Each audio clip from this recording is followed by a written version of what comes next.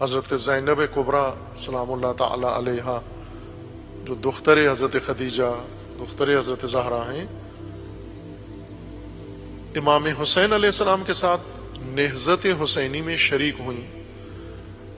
اور عموماً ہم سنتے ہیں ذاکرین سے اہل منبر سے کہ دونوں بہن بھائی میں ایک غیر معمولی محبت و الفت تھی، اور حقیقتاً ایسے ہی تھا، غیر معمولی محبت و الفت بہن بھائی کے اندر تھی۔ اور بی بی نے مدینہ میں فرمایا تھا کہ میں نہیں زندہ رہ سکتی امام حسین کے پاس۔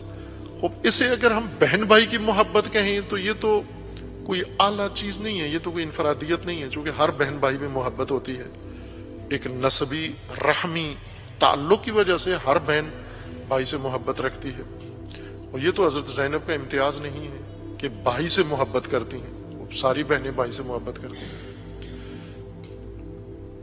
پھر کس چیز میں یہ راز کیا ہے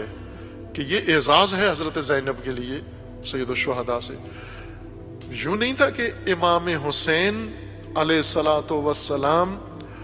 اللہ کی خاطر قیام کر رہے ہیں اور حضرت زینب امام حسین کی خاطر شریک ہو رہی ہیں،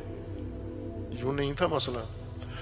بلکہ امام حسین علیہ الصلاۃ والسلام اللہ کی خاطر قیام کر رہے ہیں،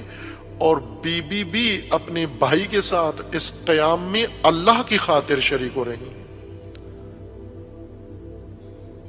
کہ امام حسین علیہ السلام کے مد نظر اللہ کی رضا ہے اور بی بی کے مد نظر امام حسین کی رضا ہے، نا،